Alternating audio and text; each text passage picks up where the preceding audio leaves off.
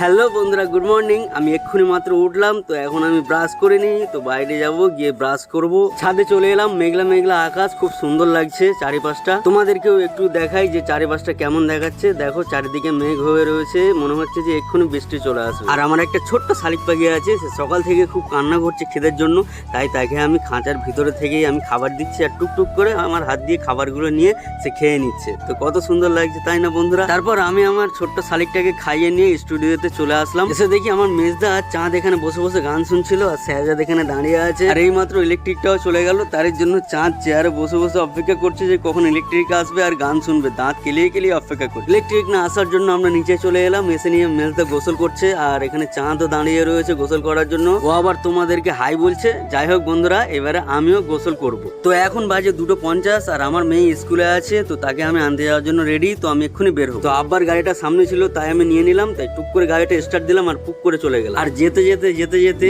আমার মেয়ের স্কুলে আমি চলে এলাম, আর আমার মেয়ের স্কুল ছুটিও হয়ে গেল।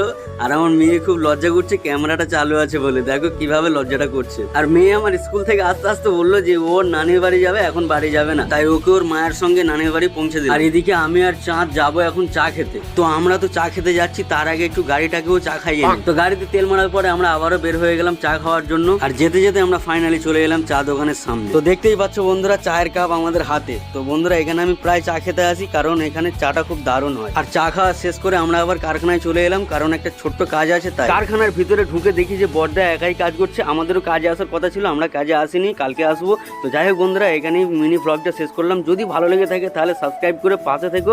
দেখা হচ্ছে পরের ব্লগে। Tata, bye bye.